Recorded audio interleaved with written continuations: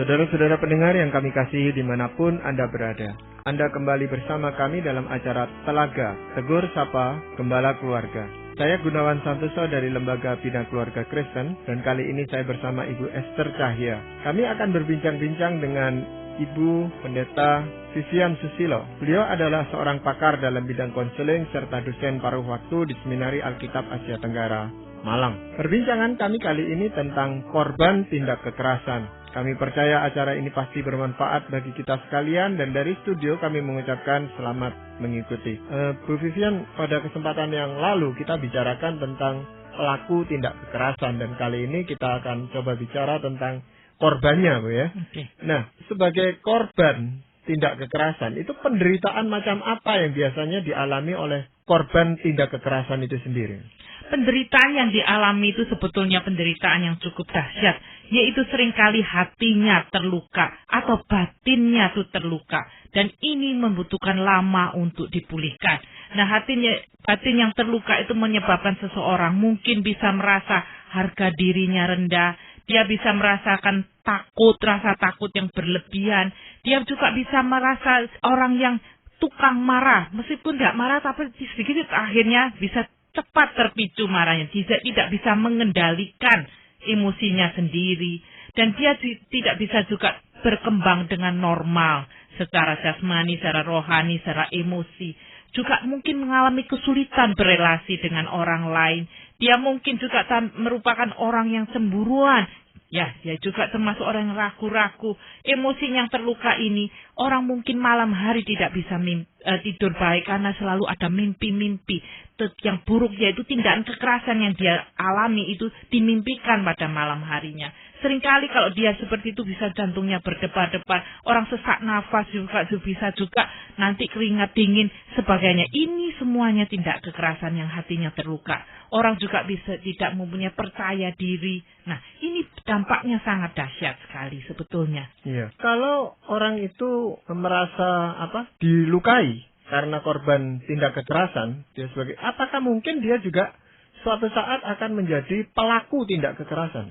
Nah, itu seringkali memang terjadi seperti itu. Bukan dikatakan 100%, tapi kecenderungannya seperti itu. Kalau dia tidak dibantu, kalau dia belum dipulihkan, seringkali dia itu melakukannya lagi. Karena ya seperti tadi dikatakan, karena ada dampaknya itu, dia seringkali juga melakukan kemarahan itu tidak terkendali. Yaitu karena kemarahan kepada orang yang melakukan tindak kekerasan itu lalu dicetuskan pada orang lain. Ya, tapi kalau tindak kekerasan akibat perbuatan seksual gitu ya, Bu ya, itu biasanya korbannya lalu menutup diri. Jadi dia menjadi orang yang pemalu, yang tidak mau bergaul dan sebagainya seperti itu. Nah, itu kalau korban tindakan kekerasan seksual, dia bisa merupakan orang yang menyendiri, tidak mau berbuat apa-apa seperti Bapak katakan. Tetapi juga di dampak yang lain, saya tahu ada orang yang tidak kekerasan secara seksual, dia malah menjadi orang yang dia akan berani sekali, malah mau membuat orang lain jatuh di dalam hal seksual. Dan dia akan, jadi bisa dua hal. Ya, memang ada yang menjadi pelacur gitu misalnya, dan merugikan banyak orang itu. Betul. Seringkali. Tapi kalau diurut masalahnya karena dia pernah diperlakukan seperti itu, diperkosa oleh siapa gitu. Tapi ada kalanya orang tuh bisa menyimpan sampai sekian lama gitu, Bu, yang nggak sampai kelihatan ya. Mungkin dia tetap berprestasi, dia tetap menunjukkan keberhasilan, jadi benar-benar dilampiaskan secara positif sepertinya gitu. Tetapi sebenarnya lukanya itu sangat mendalam, tapi disimpan dengan baik. Nah, itu disimpan yang baik, memangnya dia bisa mungkin tetap berprestasi dan ini dan itu. Tetapi seringkali yang menderita adalah dalam hubungan relasi. Kalau dia sudah dekat dengan hubungan relasi dengan seseorang, itu kadang-kadang dia menjadi orang yang gampang cepat tersinggung, gampang cemburu dan lain sebagainya. Kalau ditelusuri ternyata dia ini adalah korban tindakan kekerasan yang tidak mau atau belum dibereskan. Jadi mungkin memang ya baik dari luar, tetapi ketika sudah menjalin relasi yang lebih mendalam baru kelihatan luka-luka ini, Bu ya. Nah, apa yang mungkin biasanya bagaimana kita bisa mendeteksi kalau ternyata itu adalah orang di sekitar kita yang sebenarnya menyimpan luka itu yang yang dari luar tampaknya baik begitu Bu. Apakah memang salah satu tanda yang cukup besarnya adalah masalah emosi seperti yang Ibu katakan Ya, tadi? itu biasanya masalah emosi itulah adalah salah satu tanda ya yang bisa orang ini kok tiba-tiba saja meledak seperti itu, tidak bisa mengendalikan diri. Nah, itu biasanya kita tanya, apa yang terjadi sebetulnya dalam dirimu sendiri? Dia mengatakan, aku tidak tahu apa. Begitu tiba-tiba meledak. Nah, akhirnya kita perlu berbicara dengan dia. Pernahkah kamu mengalami sesuatu yang melukai hatimu? Ya, seperti yang tadi Ibu katakan, tidak bisa tidur semalam-malaman. Ada orang yang tidak menyadari ya apa sebenarnya yang terjadi di dalam dirinya, karena selalu timbul mimpi-mimpi buruk di dalam kehidupannya. Gitu. Nah, itu. Jadi mungkin karena dia pernah mengalami sesuatu yang mengerikan dan dia tidak dihadapi. Mungkin juga mimpi-mimpi buruk itu dari dampak dari itu. Ada korban itu yang merasa memang karena kesalahannya sendiri lalu dia menjadi korban tindak kekerasan. Misalnya saja ya dia menyalahkan kok saya pakai baju itu lalu diperkosa orang, atau dia jalan di jalan yang sepi, atau memakai perhiasan sehingga dilukai orang. Nah, ini sebenarnya bagaimana, Bu? Nah, sebetulnya tindak kekerasan itu adalah tindakan kriminal. Jadi itu adalah tindakan orang pelakunya yang bersalah. Dialah yang melakukan tindakan kekerasan. Orang yang lain itu adalah korbannya. Nah, orang lain mungkin dikatakan sebagai pemicu. Memangnya dia pakai pakaian yang mungkin terlalu menyolok sehingga mengundang perhatian orang lain.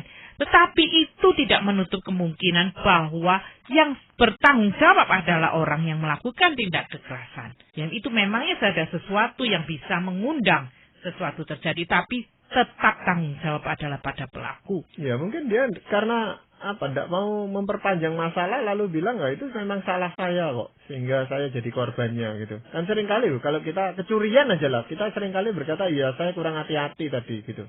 Nah, kalau ya memangnya ada hal tertentu memang kita memang juga bersalah. Kalau memang kita dalam rumah tidak dikunci lalu orang datang pencuri, yaitu seperti mengundang. Ya memang ada hal-hal tertentu kita salah ya. Ya, tetapi ada kalanya kita sudah berhati-hati tetap menjadi korban juga gitu ya. Betul. Nah, lalu kecenderungannya orang bilang ya ini memang sudah kehendak Tuhan. Nah, ini bagaimana? Kehendak Tuhan adalah orang itu bukannya dilukai. Kehendak Tuhan itu adalah kita untuk dikasihi, kita memperhatikan orang lain. Itu bukan kehendak Tuhan, itu adalah orang yang mementingkan diri sendiri, orang yang tidak bisa mengendalikan dirinya sendiri. Ya, jadi sebenarnya korban itu harus menyadari bahwa ini harus ada yang bertanggung jawab gitu ya, Bu, yaitu pelakunya gitu. Betul. Atau kadang-kadang kalau memang tidak bisa menyalahkan pelakunya, ya kemudian bukan merasa kehendak Tuhan, tetapi menyalahkan Tuhan begitu, Bu. Ya, merasa kenapa Tuhan tidak mencegah hal itu terjadi, kenapa Tuhan membiarkan, tidak menolong dia pada saat tindak kekerasan itu berlangsung. Kita tidak bisa tahu mengapa Tuhan tidak berbuat sesuatu waktu terjadi tindak kekerasan. Nah, tapi yang kita tahu bahwa Tuhan tidak menghendaki manusia untuk menyakiti orang lain. Itu ada suatu dosa. Dan Tuhan ini mengapa saat itu tidak dilindungi kita juga tidak tahu. Ya itu. Tetapi yang kita tahu Tuhan itu mengasihi manusia, dan kita tahu Tuhan itu ingin manusia juga saling mengasihi. Dan Tuhan itu manusia juga saling memperhatikan, bukannya saling menyakiti. Kalau korban dari tindak kekerasan itu sekaligus orang banyak, jadi ini ada kerusuhan massal misalnya yang pernah terjadi gitu ya, korbannya kan banyak sekaligus itu, beberapa orang gitu, walaupun tidak terang-terangan orang mengaku, tetapi jelas mereka korban tindak kekerasan. Nah, ini apakah dampaknya bisa kita anggap lebih ringan daripada kalau orang itu sendirian menjadi korban tindak kekerasan? Kalau menurut saya dan apa yang saya telah baca, itu korban tindak kekerasan, meskipun itu tindak korbannya itu secara massal, tetap terlukanya itu sama saja. Bukannya tambah ringan atau tidak, tapi sama saja. Karena yang dapatnya juga, dia pribadi itu juga mendapatkan perlakuan yang buruk, yang bukan semestinya dilakukan terhadap dia. Korbannya tetap sangat sakit sekali. Iya, bahkan bukan hanya dia sendiri yang mengalami itu yang menjadi luka hatinya, tetapi juga keluarganya itu seringkali juga merasa menjadi korban dari tindak kekerasan itu.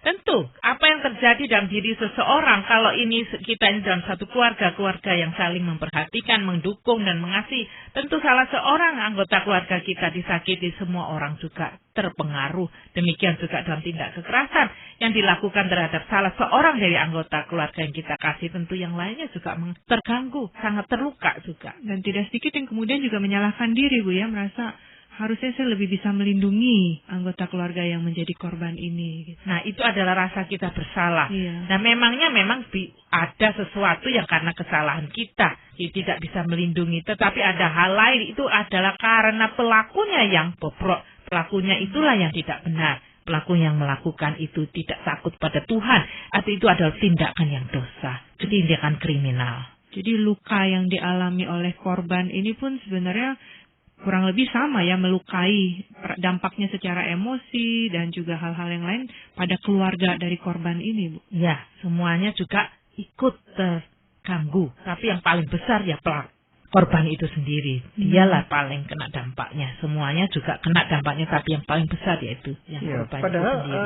Korban ini membutuhkan dukungan dari keluarga untuk bisa cepat sembuh. Nah, kalau keluarganya juga terkena imbasnya seperti ini, apa sebenarnya yang bisa dilakukan oleh keluarga itu? Keluarga yang dapat dilakukan yaitu keluarganya harus menjadi kuat untuk si korban ini. Keluarga harus bisa berdiri, mencari bantuan juga demi anggota keluarganya ini bersama-sama. Dibantu. Ya, kalau dirinya tidak bisa, cari bantuan kepada sesama orang beriman. Ya, mencari bantuan kepada konselor atau kepada teman baiknya, siapa yang bisa membantu supaya bisa sama-sama berdiri lagi dan menghadapi masalah ini. Iya, sebenarnya bisa itu ditolong ya, Bu, ya. Kalau seberapa pun parahnya yang dialami oleh korban tindak kekerasan itu sebenarnya bisa ditolong untuk pulih kembali, Bu, ya. Bisa ditolong untuk pulih kembali, membutuhkan waktu. Bukan waktu yang singkat. Ya, dan kemauan yang kuat dari korban untuk pulih gitu, Bu, ya. Betul. Dan itu membutuhkan juga bukan hanya kemauannya, juga suatu kesabaran. Kemudian tidak bisa hanya sekali datang ke tempat konseling bisa sembuh, tapi membutuhkan waktu. Iya, dan ini berdasarkan pengalaman Ibu selama ini sebagai konselor, biasanya kalau ada orang yang mengalami tindak kekerasan seperti ini, apa yang Ibu lakukan? Nah, biasanya itu pertama-tama kita mau coba mendengar ceritanya, mempercayai apa yang terjadi. Nah, seringkali korban tindak kekerasan seksual terutama, banyak orang yang mengatakan dia cerita sebetulnya, terutama anak kecil, cerita pada orang tuanya nggak percaya. Nah, itu menambah sakit hatinya, terluka lebih banyak. Jadi kita mempercayai apa yang dia katakan. Dan kita mau mendampingi orang itu ya di dalam perjalanan yang jauh ini, dalam pemulihan ini. Nah, kita mendengarkan, lalu dia tahu masalahnya, ternyata dia itu masalahnya apa. Jadi bisa mengidentifikasikan masalahnya. Setelah itu dia tahu perasaan-perasaan apa yang dia alami. Perasaan marah biasanya berkecamuk dalam hatinya. Dia juga tahu bahwa dalam hatinya terjadi perasaan takut. Biasanya tindak kekerasan ada perasaan takut. Jadi itu diidentifikasikan, yaitu dia ada rasa takut, juga ada rasa bersalah seperti Ibu Esther katakan. Itu mungkin saya bersalah. Itu perlu dibincangkan ya, untuk juga diekspresikan. Juga ada perasaan dia ini mungkin malu ya, apa yang orang lain tak tahu, apalagi lagi tindak kekerasan secara seksual, dia akan malu. Nah, itu perlu dikeluarkan semua. Setelah itu semua dikeluarkan, dia juga harus punya keputusan bahwa dia ingin sembuh. Kalau dia memang ingin sembuh, itu dia harus mempunyai satu jalan, satu hal keputusan untuk mengampuni orang yang menyakiti dia. Nah, kalau dia itu dilakukan, dia memberi juga batasan bagaimana melindungi dia sendiri. Itulah beberapa langkah-langkah, tapi membutuhkan waktu yang lama. Iya, dan biasanya kan Ibu tidak mungkin mendampingi orang itu terus-menerus, Bu, ya. Nah, itu biasanya bagaimana interaksinya Ibu dengan pihak korban itu tadi? Ya, biasanya mungkin orang itu datang seminggu sekali, 2 minggu sekali, atau sebulan sekali, tergantung waktunya. Dan selama dia tidak berjumpa, yaitu dia diberi PR, bagaimana dia bisa untuk mengendalikan dirinya sendiri. Dia bisa menulis jurnal, biasanya itu menceritakan kembali apa yang terjadi. Itu bisa membantu meringankan dengan ditulis di buku harian. Dan mungkin dia bisa, orang yang suka seni, suka menggambar, melukis, itu waktu dia merasa marah, merasa apa, itu perasaannya diungkapkan di dalam hal lukisan atau tulisan, menulis puisi, buku cerita, itu semuanya itu juga melalui doa dia bisa diutarakan kepada Tuhan, melalui media-media seni tadi itu diutarakan supaya bisa sembuh. Ada kalanya mungkin kalau luka itu sudah terlalu dalam begitu Bu ya, atau mungkin terjadi ketika masa usia yang lebih dini gitu kan, kadang-kadang sepertinya buat yang bersangkutan ini sudah terlupakan gitu, seperti sudah mau dibuang begitu Bu ya. Untuk menolongnya bagaimana nih? Mungkin secara emosi memang mereka menyadari, iya saya tahu saya pemarah, tetapi mau mengingat peristiwanya itu rasanya sudah seperti samar-samar. Nah ini bagaimana kita bisa menolongnya Bu? Nah untuk menolongnya ini, orang yang mau sembuh dari hati yang terluka ini, dia harus mengingat kembali apa yang terjadi, bukannya melupakan. Jadi dia mungkin harus berdoa, dia minta tolong pada Tuhan supaya mengingat kembali. Dia harus mengingat kembali apa yang terjadi, bukan untuk mendendam, tetapi mengingat kembali untuk mengingat peristiwa lampau apa yang menyakitkan itu. Lalu dihadapi dan juga dibereskan. Kalau misalnya sudah terlalu lama begitu Bu? Tentu butuh waktu, dan kalau dia mau berdoa minta Tuhan, pasti akan mengingat kembali. Dia menenangkan diri, minta bantuan Tuhan, menenangkan diri, kembali masa lampau.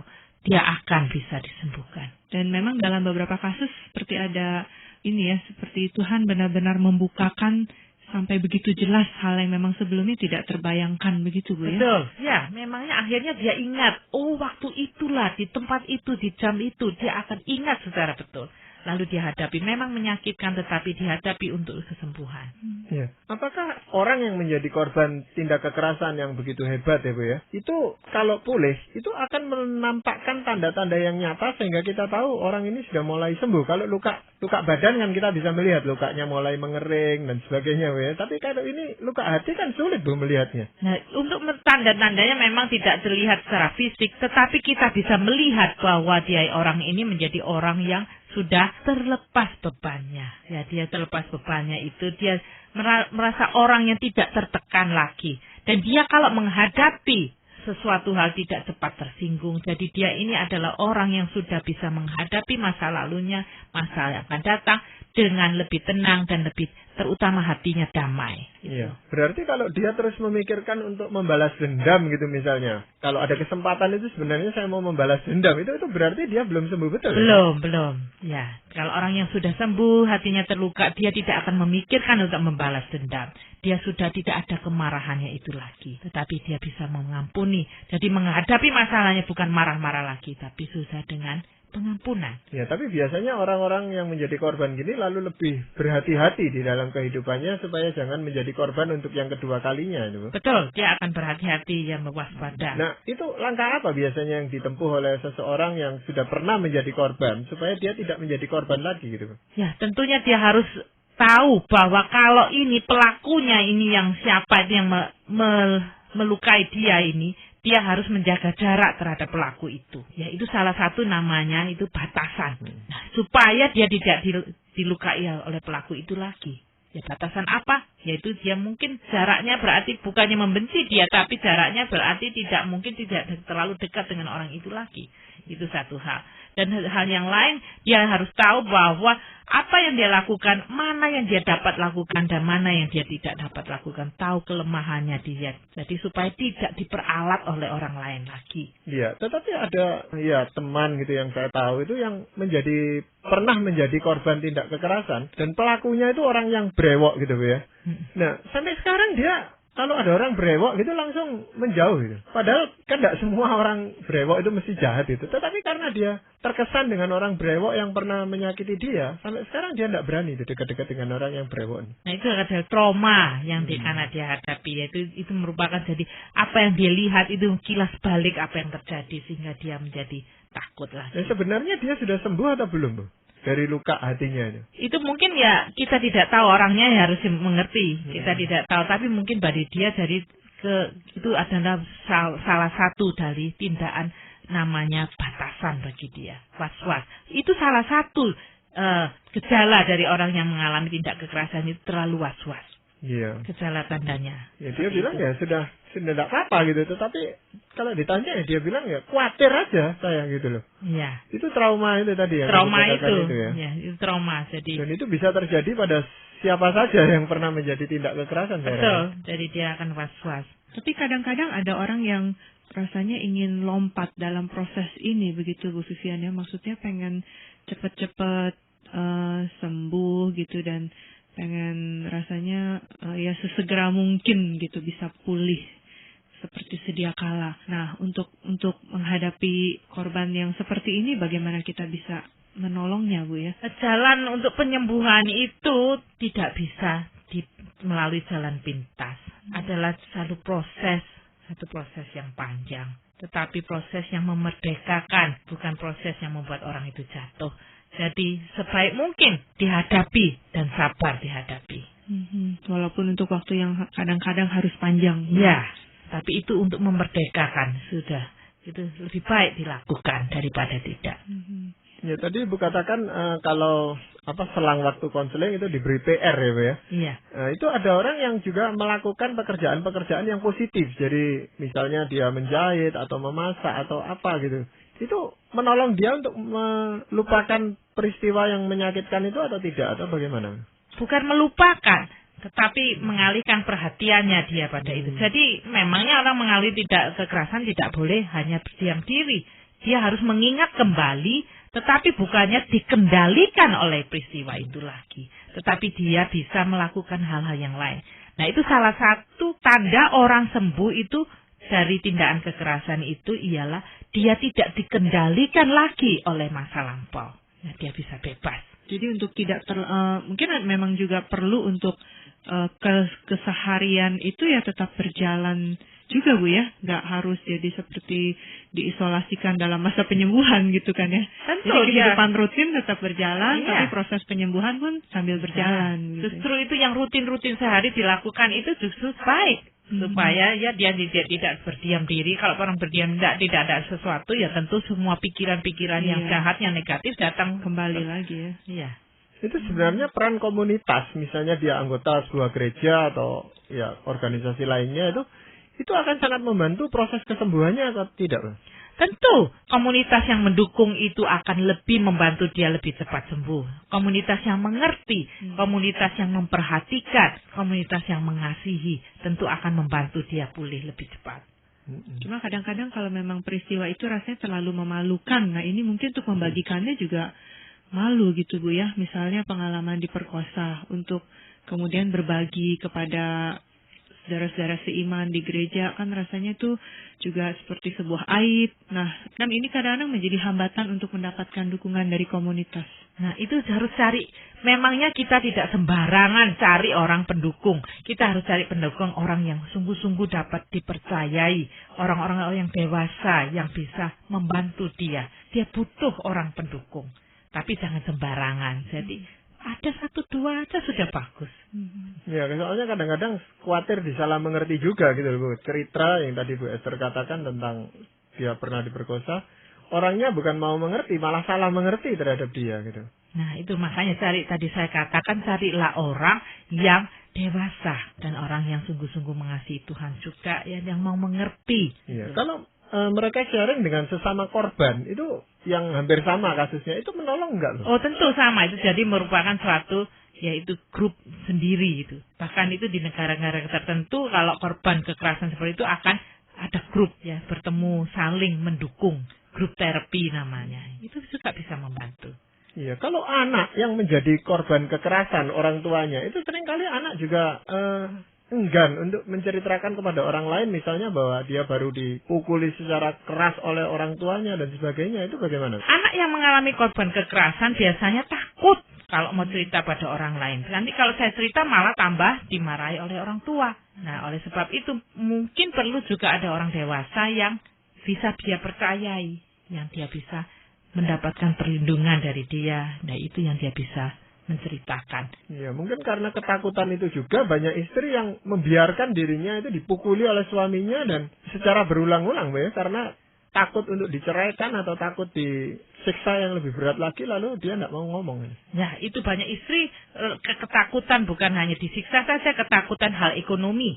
Nanti bagaimana kehidupan terutama untuk anak-anaknya. Nah, itu anak-anaknya lalu bagaimana. Jadi akhirnya dia tidak mau banyak bicara. Iya. Tetapi saya anjurkan dia membuka mulut kepada orang yang bisa membantu, ya, kepada konselor yang bisa dimintain bantuan. Dia disitulah dapat dukungan supaya dia bisa terlepas dari ini semua. Iya.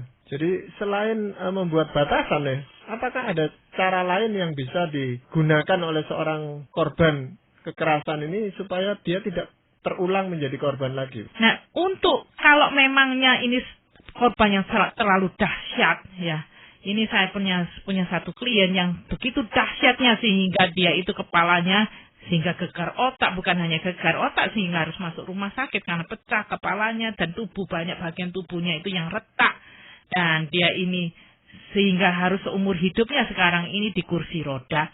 Begitu dahsyatnya tindakan kekerasan yang dia tidak mau hadapi lagi itu, ya, dengan keluar dari hubungan pernikahan itu. Itu karena terlalu dahsyat, tidak bisa lagi. Ya, itu salah satu cara memutus mata rantai itu tadi, ya? Ya, karena terlalu dahsyat. Orang-orang atau tentara itu yang terlibat di dalam peperangan itu apakah juga bisa menjadi korban tindak kekerasan, ya?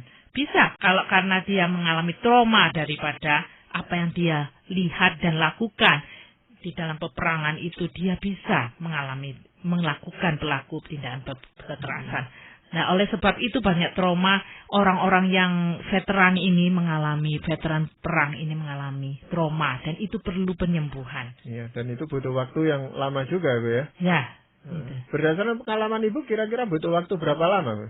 Nah, itu relatif, tidak ada berapa lamanya, tergantung berapa lamanya dia mengalami tindakan kekerasan itu, dan sejauh mana dia ini mengalami tindakan kekerasan itu menentukan berapa lama atau dan juga singkatnya. Kerjasamanya dia dengan Ibu, ya, jadi bagaimana dia bisa berperan aktif untuk menyembuhkan dirinya sendiri juga, ya? Ya, betul. Ya. Nah, Bu, dalam sehubungan dengan pembicaraan kita ini, apakah ada ayat firman Tuhan yang Ibu mau sampaikan? Ya, ini ada surat Paulus kepada jemaatnya di Roma pasal 12 ayat 17 dikatakan, janganlah membalas kejahatan dengan kejahatan, lakukanlah apa yang baik bagi semua orang. Jadi memang ada orang bertindak kejahatan, tetapi janganlah kita membalas dengan kejahatan. Ya, karena itu bukan penyelesaian sebenarnya, ya? Ya, pengampunan itulah penyelesaiannya. Ya, beberapa waktu yang lalu Ibu sudah bicarakan, kita sudah perbincangkan itu di dalam acara Telaga ini tentang pengampunan, ya. Jadi betul, itu sesuatu hal yang penting, dan ini merupakan suatu mata rantai yang perlu diperhatikan. Terima kasih banyak, Bu Vivian. Kembali. Juga Ibu Esther, terima kasih. Para pendengar sekalian, kami mengucapkan banyak terima kasih Anda telah mengikuti perbincangan kami dengan Pendeta Ibu Vivian Susilo dalam acara Telaga.